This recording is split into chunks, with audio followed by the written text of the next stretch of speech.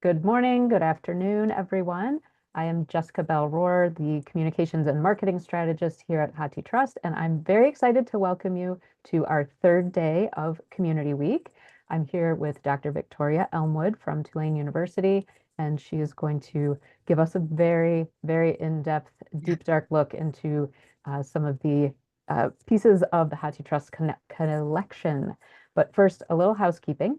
Today we are using Zoom meeting, and that means that we would like you to keep your camera off, your audio off for the time being. You can also use chat or the Q&A feature to put questions in as the presentation goes on. You may also use the raise hand feature during that portion of the presentation, and you can ask your question out loud. Closed captioning is available for today's presentation. This session is being recorded and will be available later this week, probably later today on our YouTube channel. And we will also be sending out these slides and the recording to those who have registered. If you're having any technical issues, drop those in the chat and we'll get those resolved. So I'm going to now turn it over to Victoria. Great. Hi, everybody. Thanks so much for coming. You should be able to see my screen here with the presentation. I'm going to go ahead and advance to the title slide. I've called this the work of unforgetting, using digitized primary sources to document people outside of the historical mainstream. I'd like to start by giving a little bit of background of my experience using HathiTrust. I'll say a few words about a project I worked on, and this is one where what I was able to find through HathiTrust was really key to having the project progress. I was working in the summer of 2020 on a mapping project on sex workers in New Orleans during the late 19th and early 20th century in a district, red light district that people refer to as Storyville. And if anyone's visited New Orleans, you've probably heard them talk about Storyville.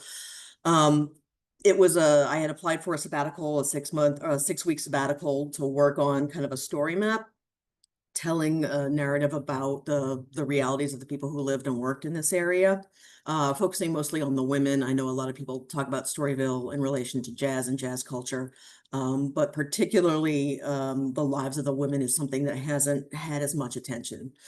And pivotal to this mapping project was being able to find a copy of this thing called the Blue Book, which were, in the context of Storyville, these were directories for brothel patrons that were printed by a printing house, a publishing house in the district of Storyville between 1898 and 1915.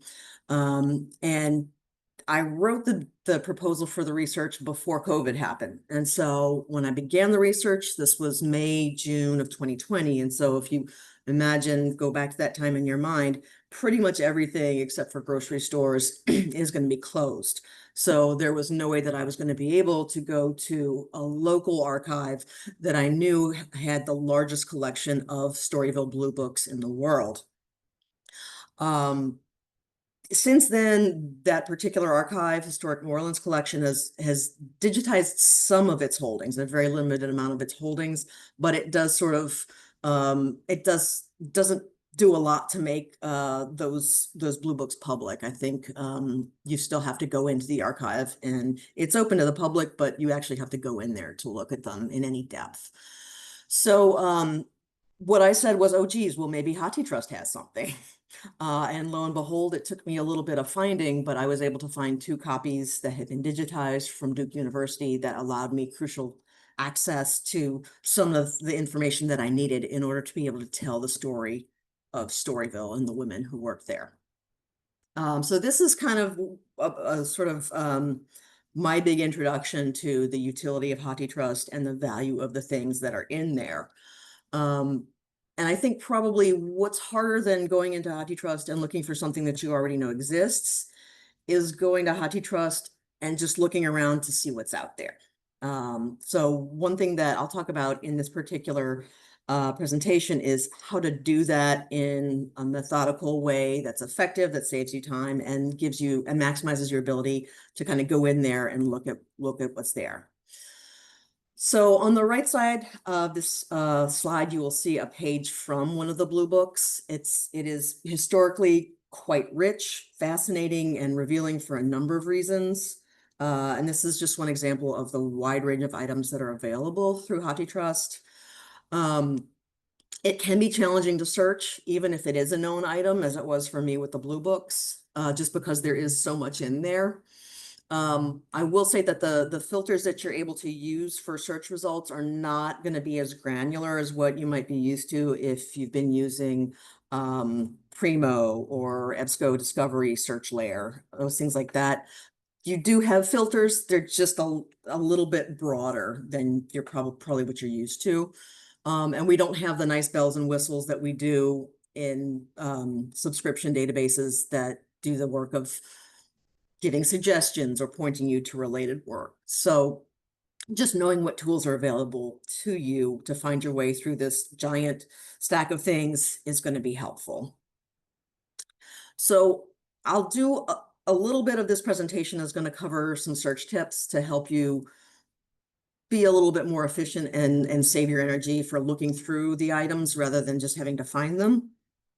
And then I'll move on to give you some examples of things that I was able to find when researching a couple different interesting populations in HathiTrust.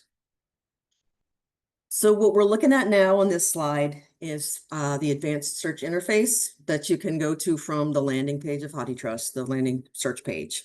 And if you'll notice, pay attention to each of these 4 segments that you see. I call them search segments.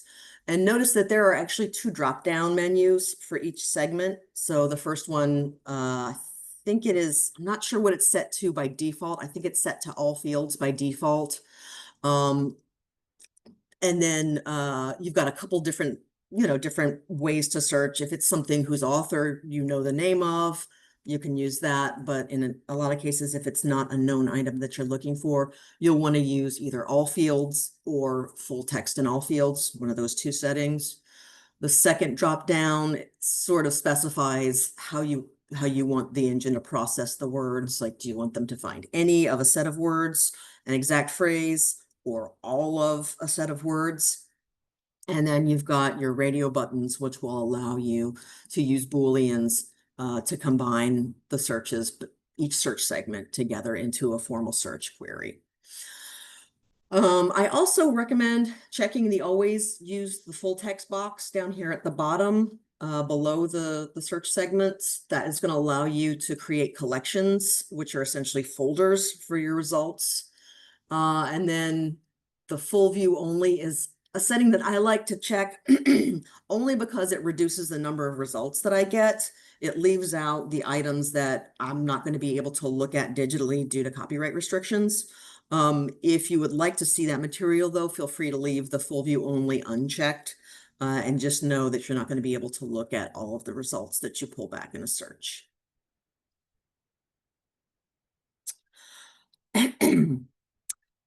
Because there's such an amazingly large amount of items in HathiTrust, it pays off to configure those search queries intentionally. So for items that aren't known, again, I recommend the all fields setting. I would only say add the full text, so the all fields and full text setting if you're struggling to find things. And that can happen. It might just be that you might not be using the best terminology, or it might be that there's honestly not a lot of stuff there on whatever you're querying. But that's not my first approach. I usually just stick to the all fields, because when you set it to all fields and full text, sometimes it can be like drinking from a fire hose. You just get millions of results, and it's really difficult to start filtering through those. I also recommend consulting LC subject headings for search terms. I know HathiTrust relies in part on those as they tag and catalog their items to make them findable. I use the authorities.loc.gov website, but if you have a different way you'd like to access that, by all means, go ahead. It also helps to research your topic a little bit for synonyms or historical terminology.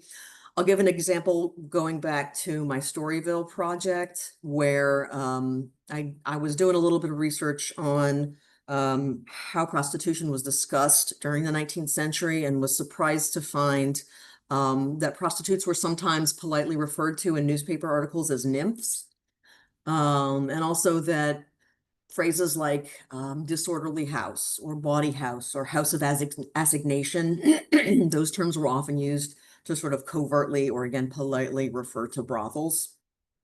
So if you go in knowing that and you end up using any kind of full text searching, knowing and being familiar with that kind of historical terminology is going to help you uncover hopefully more stuff that's relevant for what you're looking for. And then if you are willing to look through or to include copyright protected items in your search, just know that you are able to look for libraries closer to you that have them. There's a link to the OCLC catalog at the bottom of every item's catalog record. So there's an easy sort of crossover way to say, okay, I can't look at this in HathiTrust, but what library near me can I find this item at? So there's a lot of stuff that's built in the search engine and the display, this display functionality of HathiTrust that is very helpful and gives you a lot of quick shortcuts. Just to take a look visually at some of the filters that you're going to be able to use. These two panels are screenshots of the left-hand filter panel that we're used to seeing for search results. So the first panel that you see here on this slide, that's going to be the filters that you have that you can access from your search results list. So you'll see that you have the subject filter, which we're used to seeing.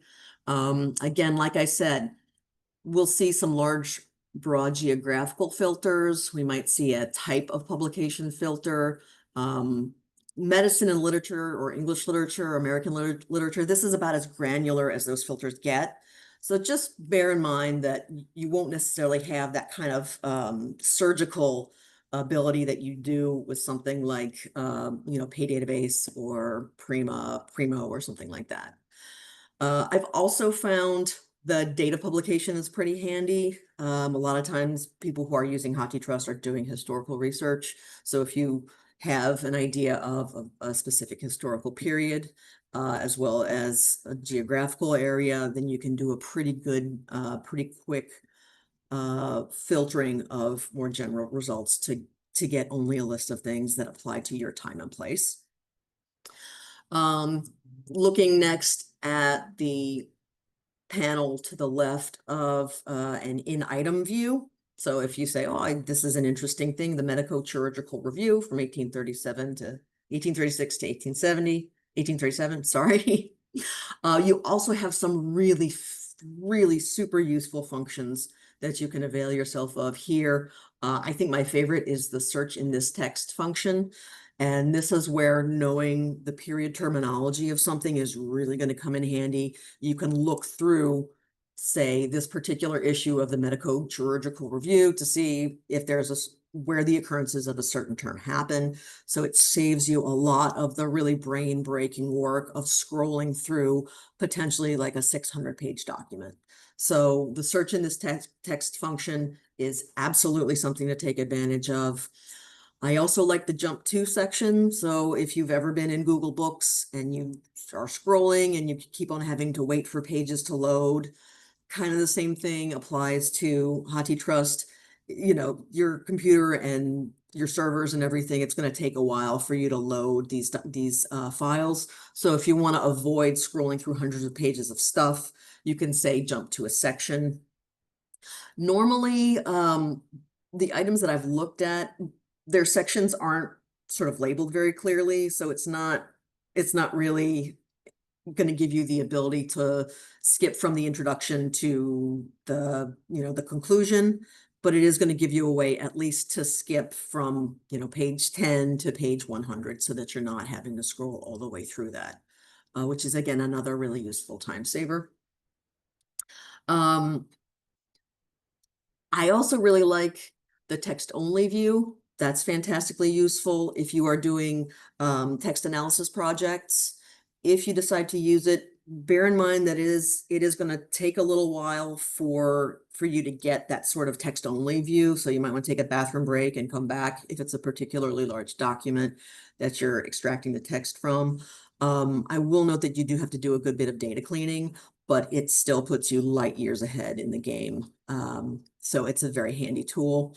Finally, I love this collections function that we'll see down here. And that's what I'm going to talk about briefly in the next slide. Collections are essentially folders. So one thing you'll experience as you look through HathiTrust is that it can be very difficult to find something again. So you'll find something and be like, oh, I'll come back to that later. It can be extremely difficult to find exactly the thing that you were looking at. So my recommendation is when you start your research, go ahead and you'll need to log on either with your institutional account or with a personal account if your institution is not a member of HathiTrust. And that is going to give you the capability to make collections. It lets you, again, it's just like a folder. You label the collection / folder or whatever is going to be relevant for you. And you are able to create and add collections either using the new collection dropdown in the gray bar at the head of a list of search results, or you can do it from the in-item view using that left-hand panel at the very bottom. So there are two different places that you can add items. Obviously, the in-item view is just going to let you add them one by one, but if you add them from the results list, that's going to let you add a bunch of them all at once pretty easily. You can actually even add an entire search to a folder. So if you're midway through a set of results and you have to stop, just put them in a folder and come back to them later. So even though there's a really unimaginably large mass of things that HathiTrust has, they do give you some really great tools, particularly for a freely available resource with which to do some pretty in-depth, interesting historical work or other kind of research. I'm gonna pause for a second.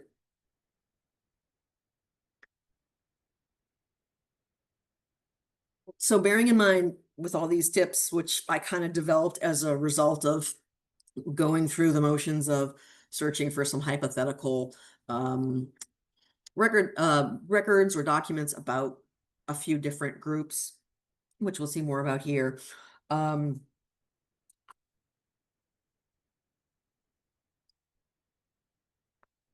learned quite a lot about all those different tools. So for the rest of the presentation, I'm going to be showing some of the documents that I was able to find in HathiTrust that reveal quite a bit about groups whose members haven't had as much attention devoted to them historically. We might call them marginalized groups. And when we think of marginalized groups, we don't usually think of secret societies, but secret societies, I kind of think are the other side of the coin, right? These are groups of people, not who were subjected to marginalization, but who sought and maintained secrecy and invisibility. And so this is going to be groups like the Illuminati or the Masons or Oddfellows. And some of the keywords that I ended up using included, and this is from, a lot of these are from LC subject headings, brotherhoods, Illuminati, Masonic rites, mysteries, secret societies, tongs, these are Chinese organizations specifically.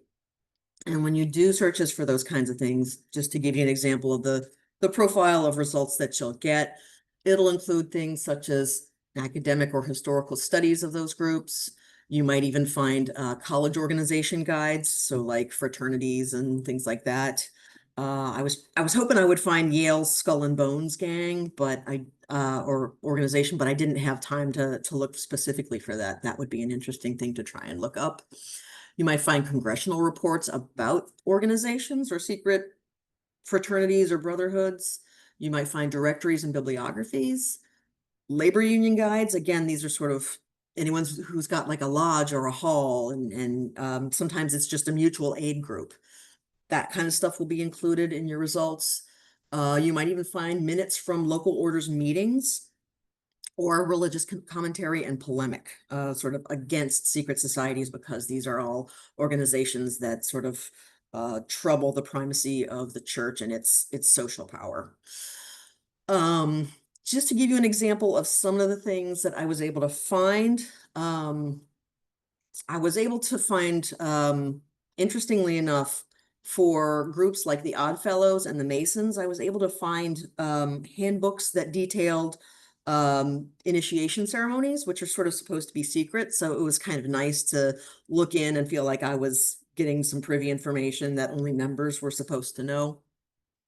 But there are also some other things. I sort of got distracted by the occult here, and so the spiritualism movement of the late 19th and early 20th century. There's actually a lot of stuff that pertains to that, and so what we're looking at on this slide is an issue of a journal called Equinox, the Review of Scientific Illuminism. I'm not going to pretend to know exactly what scientific illuminism is, but I will say that this is a journal that was edited by famed occultist Aleister Crowley. So you can see he's got a picture on the frontispiece of this issue. And if you look at the contents of this particular issue, you get some pretty fun pieces like Buddha Buddha and Crowley Pool and Hymn to Satan. Again, it was unfortunate that I was looking through such a large amount of things because I would have loved to have had the time to read these things. But again, if you think about the context in which these are being published, this is 1913. So it's pretty amazing to see these kinds of titles and imagine what the reaction was in 1930 British society to publications that like this that came out, right? What was their audience? How many people saw these? How secret were they? It brings up a lot of historical questions. A second source, which looks kind of fun to me. Again, this is also in the context of occultism and spiritualism that really sort of reached a crescendo in the 1920s. We have what is essentially a reproduction of an earlier manuscript of the 17th century, but it's republished in this book called The Mysteries and Secrets of Magic, published in 1927.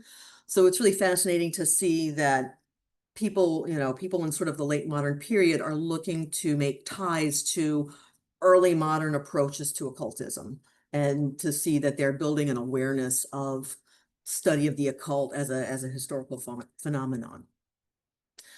The next group that I wanted to study were prisoners and people who were incarcerated. And so you'll notice a pattern here. A lot of the groups that I'm looking at are the kinds of people who would have been covered in some Foucault's work, from Birth of the Clinic or Birth of the Prison. So it's a very kind of specific branch of historical inquiry, but I think there's still a lot of work to be done.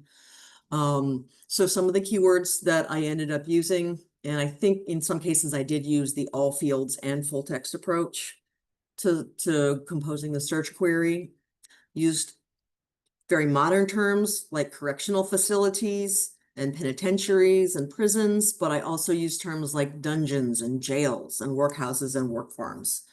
And as you start to look through your results, it should become clear to you which of those kinds of terms are yielding more results. So if you want to revise your search to really hone in on a specific term or specific search term, that's easy enough to do.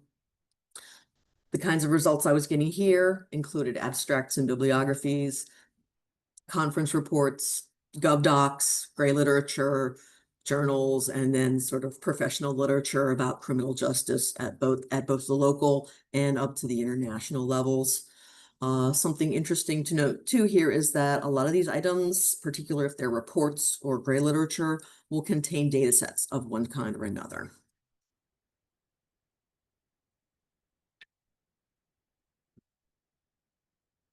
Here's what I found. So this is what I like to think of as kind of a supermarket tabloid of the 18th century. It is a frontispiece from an item called the Newgate Calendar, and it's a typically long 18th century title. Newgate Calendar, or Malefactor's Bloody Register, containing genuine and circumstantial narratives of the lives and transactions, various exploits, and dying speeches of the most notorious criminals. It's a mouthful of a title, but it's kind of a rogues gallery it's a who's who of violent criminals who were put to death in Britain during the 1700s. And we have this kind of lurid frontispiece here of a man named George Price, who apparently was put to death for strangling his wife on Hounslow Heath. We have this interesting sort of foreshadowing image of two men hanging from a gallows in the background, where we see him committing the deed in the foreground. It's a pretty fascinating and rich image for anyone who's studying the history of criminal justice or looking at how violence and criminality are portrayed in sort of, I wouldn't call this early modern, I would call this mid-modern period, sort of Enlightenment era. The next source is a little bit more modern. It is a speech from J. Edgar Hoover that he gave to the Kiwanis International Meeting in DC in June of 1936. So this is during the Great Depression.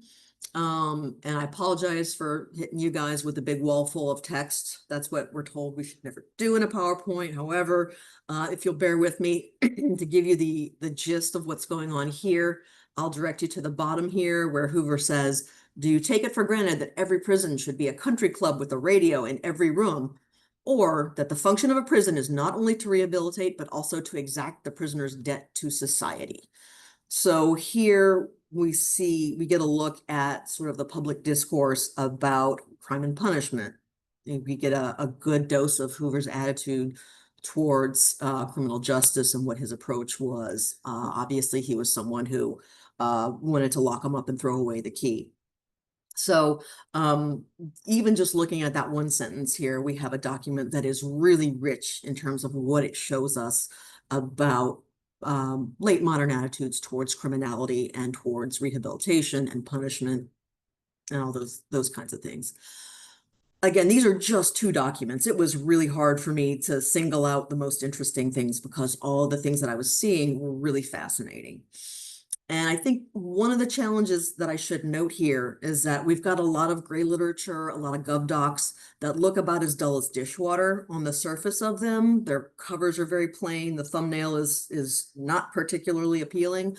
But when you start delving into these things, they yield a really surprising number of just fascinating insights that let us know a lot about particular historical period. And in these cases, the cases of the populations I'm highlighting, searches of people who were to a large extent forgotten or stifled in some way. The next group that is included in this scope is going to be people who lived in almshouses or poor farms.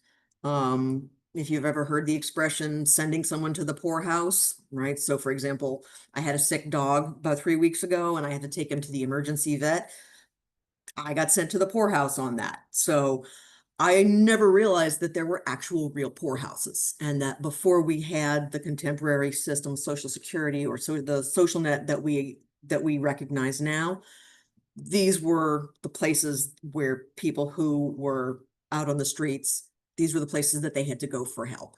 And so to find literature about these populations, I was using keywords like almshouses, asylums, more modern sounding institutional care, old age homes, poor farms, poorhouses, workhouses. And again, if you look at the profile of the results that we're getting with these searches, it's very similar to the previous ones. We're seeing a lot of local and federal gov docs, gray literature, some international materials, journals, legislation. There's some literary works, and then there are nonprofit or professional organization reports. So people or organizations that are established to help people who are down on their luck. They do a lot of, there's going to be some data sets in there too that you can take a look at to get a real sort of concrete sense of who was affected by this and how many people were sort of in this system.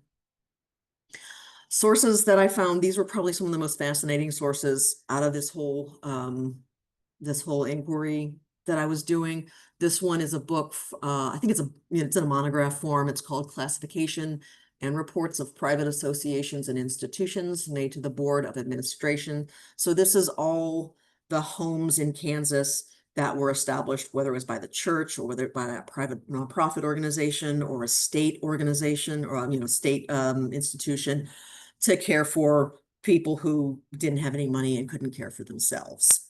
And what's particularly interesting, I've excerpted this page. It gives you a profile of the home itself, and it tells you some statistical information. I didn't include the financial statement there, but those are pretty fascinating too. It tells you a lot about what kinds of things did people who ran these houses, what did they have to worry about in terms of feeding and clothing these people? Where did they get their money? who was giving them donations, was money coming from the state, was money coming from the church. And particularly interesting, I want to say about this this entry is that it tells us what the purpose of the home was for. So this particular home was to take care of children, as well as destitute women. It looks at the class of children received. So it says white children of both sexes. So if you can imagine poorhouses as being very segregated, you also can probably imagine that there were a lot fewer choices for poor people who were not white. And it also says legal surrender of children not required. So this also tells us a little bit about what it might have taken to surrender your child. Would you be able to come back to pick him or her up after you got back on your feet financially? And apparently with this Goodlander home, that was still an option. And we see that a little bit when we look down at these stats here, where they talk about how many children they started the year with, how many children they closed the year with. And then you also see children were being placed in homes by indenture. And then you hear the word indenture and you're like, wait, what does that mean? Is that like an indentured servant? Are they sending kids off to random households to do work? Again, I don't know the answer to that, but it seems possible. And then if you look down here, the number of children returns to friends during the year. I'm not sure why that doesn't say friends or family, but if you take a look at the stats, that is 2 out of 17 in the home that whole year. So it paints a fairly grim picture about what happened to kids who were brought to these places whose parents couldn't afford to pay for their upkeep. The second source is equally grim and disturbing. This is from a book called The American Poor Farm and Its Inmates, and this is also from pre-Depression era, like the previous one.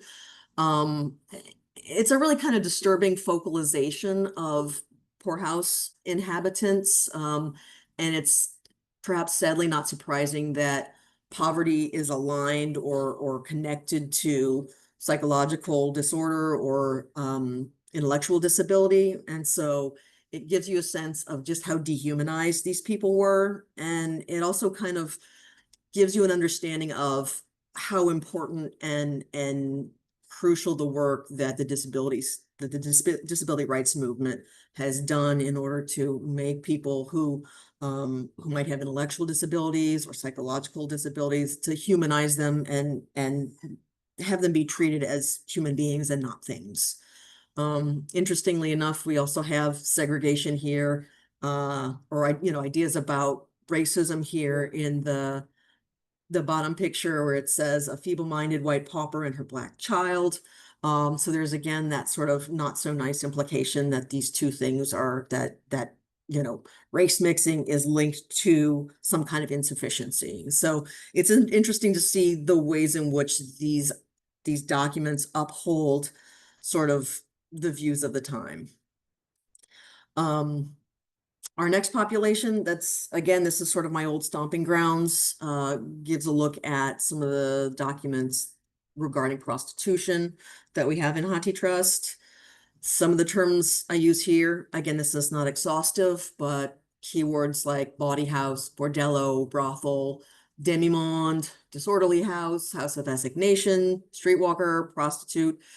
Again, these are some of the different lingo that's going to be used. You might, as you do searches, find that some words are more or less helpful. Yeah, and one example that I might give is, so when I was doing research on prostitution, the term frail was used to describe prostitutes. And I thought it was really strange until I was reading in a book and it said they didn't mean physically frail, they meant morally frail. So to really understand the language that was used during the period to discuss these groups is really key to finding useful documents and artifacts about them. And again, in our results, we see things such as congressional records, government documents, gray literature, legal documents, nonprofit organization reports.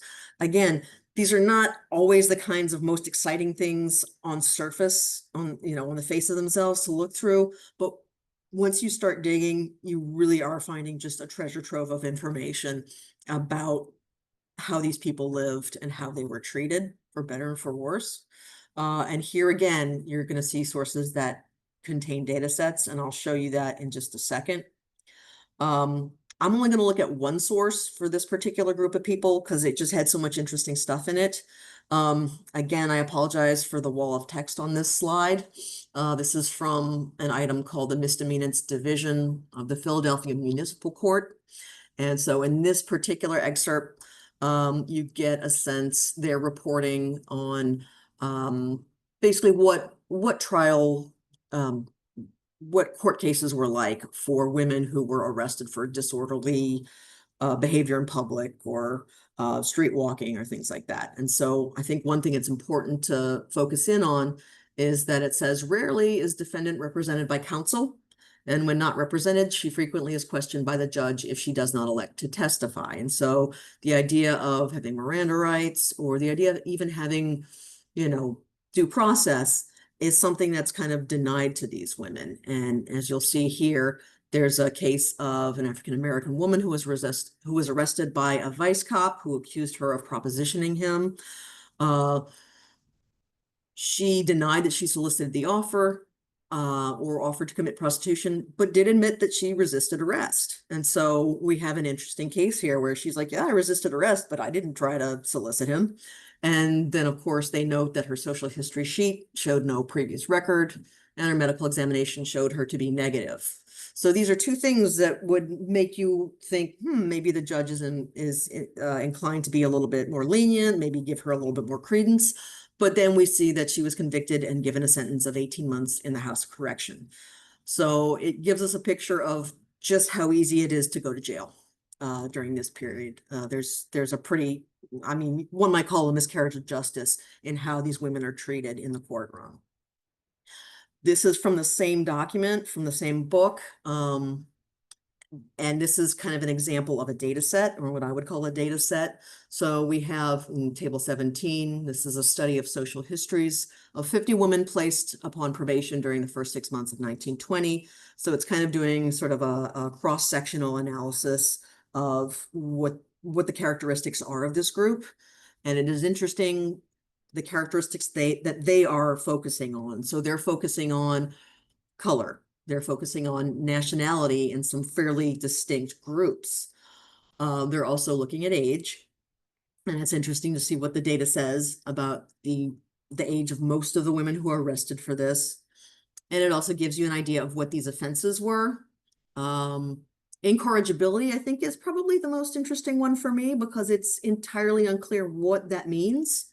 Things like violation of probation and keeping a disorderly house, you can intuit what that means, but this incorrigibility is pretty opaque. And so I think one area for more historical investigation would be, what was meant by incorrigibility and how often was that used against women to sort of lock them away, whether it be at a prison or some kind of asylum or somewhere else.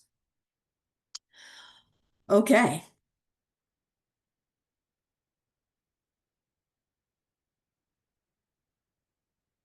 The next group that we'll take a look at, and I think this is the final group, I promise I'm coming to an end soon. I was interested in looking for people who lived in sanatoriums or asylums. And so this could be places where people who had tuberculosis went to try and get better, or it could be places that cared for people who were classified as being insane. And a lot of times those two places were the same place. And so we see a lumping together in the social safety net of the period of people who were poor, ill, and criminal, treated kind of in the same institutions and often in the same structures. And so it starts to outline a kind of social safety net, but it's a net that's made of barbed wire. It's not really designed in a way that's going to help the people it houses. It's just sort of housing them in the easiest way possible. That's not to say that the people who worked there didn't have good intentions, but it was also very easy for people who didn't have good intentions to have power over people and do some things out of public view that were probably pretty questionable. So some keywords here we see being used are sanatoriums, asylums, the more modern terminology of long-term care facilities, psychiatric hospitals, institutional care, almshouses. Again, we see an overlap with places that took care of poor people, and then places like tuberculosis hospitals. We should be kind of familiar with what we see in the results here. We get directories of those houses or those places, ecclesiastical or parochial reports. Again, we have the church involved as a key player in offering part of the social, the social net, not social security net, the social safety net. We have GovDocs, historical studies, legislation, literary works, organizational reports, proceedings, professional journals, things like that. Again, it's sort of, it belies the real richness of those documents to kind of list them by type here, but it just gives you a sense of what you're likely to find. That's not to say that there aren't the occasional sort of less institutional items that show up in a search search results, set of search results. But these are the ones that they really have a lot of in there. And so to give you a sense of some of the results we see, this one is actually a table of contents page from 5 lectures that were delivered before managers of the Montrose Royal Lunatic Asylum in 1830, or it's published in 1837. I'm not sure when the lectures were delivered. So this is early 19th century Britain, and it is people who are professional doctors or early psychiatrists who are talking about.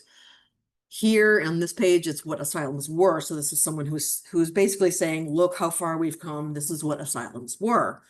And it's particularly disturbing. Again, if you wade through this wall of text, there's a lot to find here that's wrong and objectionable, but particularly shocking is things like lunatics exhibited for a sum of money, excited and induced to gorge themselves with food or filth for the amusement of visitors, or sale of idiot children. So again, not happy research to be doing, but important work to be doing if you want to realize the importance of a social safety net, and a social safety net where there's accountability and where there is light being shined continuously on operations there. Source number 2 is also very interesting. It is a blueprint. There was a book full of blueprints of British charitable and parochial establishments from the late 19th century. And so we have a whole catalog of blueprints for different almshouses, hospitals, asylums. I wish I could have given a more full picture of this particular blueprint, but you would lose the detail in the print here. So if you take a look here, we see that this is a sort of a 2-wing building. There's a female ward here on one end and a male ward on the other wing. We get a sense that there is an engineer's living room. There was a coal store. There's a cook's room. There are storerooms. There's a separate building for laundry. There's a small, I assume this is the dustbin. And then interestingly, there's another outbuilding that is called the dead house and a post-mortem room. So we get a sense of how many facilities there were here built on site and in a very organized, deliberate way to care for a population where once someone came here, there was a good chance that they would die there. And again, I think anyone who is who's researching, the history of clinics and prisons and things like that, this is really just invaluable, very rich historical material. And it's a little after 11:45, and I hope I've left enough time for some questions here. I think you absolutely have. So if folks do have questions for Victoria, that was rich and instructive. So if you have Great. questions, feel free to put them in the chat or the Q&A. You can also raise your hands and we can ask those out loud. I know I have one question. Okay. Did you create a collection from the resources that you've referenced here? And could you share that? Yes, I did, and I absolutely will. Let me go ahead and see if I can, let's see. No. I'm gonna stop sharing this one particular screen and I'm gonna share a different one.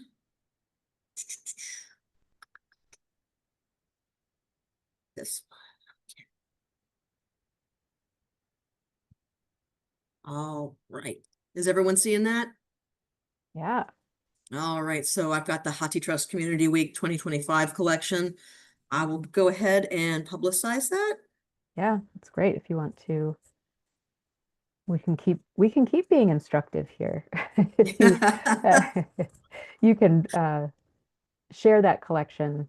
There's the option to go to your collection, share it, and then you could put the link in the chat, or we can also include it when we distribute the slides and the recording. Let me go ahead and see if I can put the link in the chat.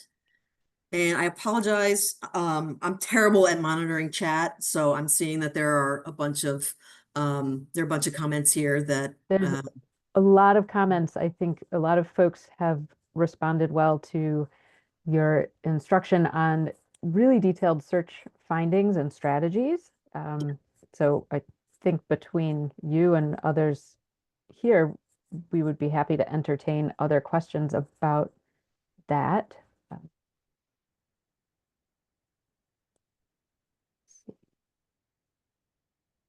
There's one.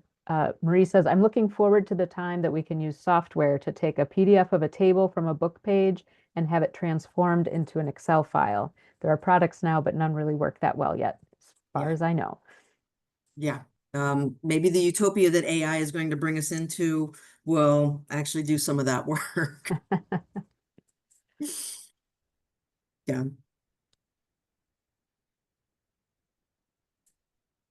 I'm curious if anyone here in attendance has any particular search tips that they could offer or things that they have found for themselves or patrons that is useful. I see there's maybe another. Oh, this is one from Renata. Says, these Yeah. details are incredibly useful. Did you find the info you needed or wanted about the women of Storyville? You know, Renata, that's a really great question. Because I did begin the project thinking that I was going to just create a map of Storyville with a name of all the women who are living at the different brothels. And the more I read about it, the more I didn't like that approach because it kind of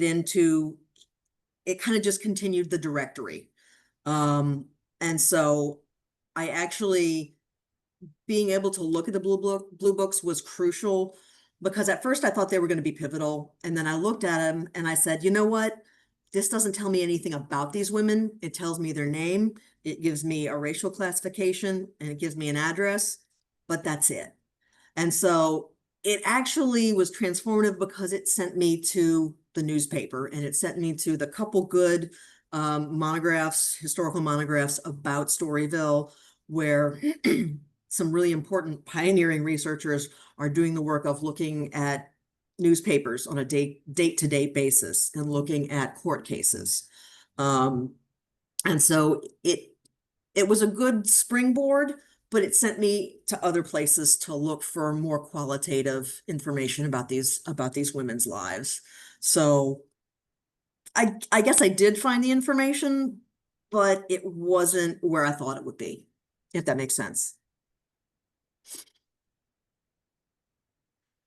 Oh, Any tips on keywords for labor union materials or specific existing HathiTrust collections on the same? same. That is a really good question. Hmm. I guess my suggestion would be to try and narrow down to particular unions or particular organizations, like if you're interested in like the SEIU or Workers United or so looking for a union by name or perhaps by profession. So if you're interested in the electricians unions or Fraternal Order of Police, um, I think that's where I would start doing that.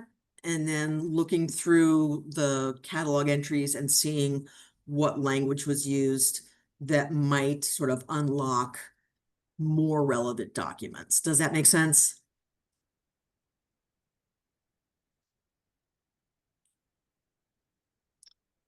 There is, whoa, lots of things flying through in the chat. Oh, Looks like there's some more search tips coming through. And actually, this is great because I think something that we can do, Victoria, is mhm. inspired by your notes and tips here and the chat. We can type it up and make some of this available. I love Marie says search tips, search for a word as if it has faulty OCR.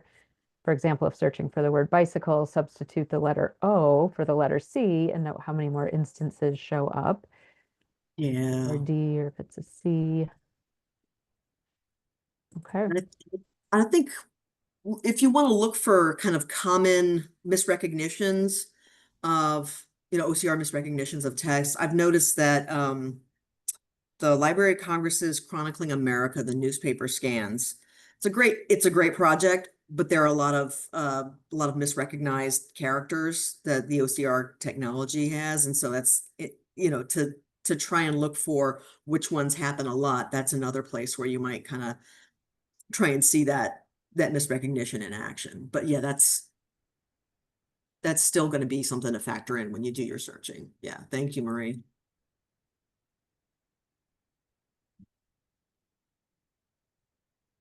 Right. I think I was checking out the link that you sent for the shared collection, Is it and we working? can talk offline. I think it's Okay, private, so okay, if we'll talk, and then we can send it out when we send out the slides and the recording.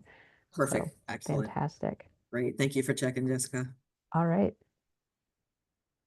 Well, it looks like I think we are ready to put a wrap on this one. Thank you, Victoria, and thank Great. you for everyone who attended today. Thank you so Melissa, much. we can stop the recording if we haven't done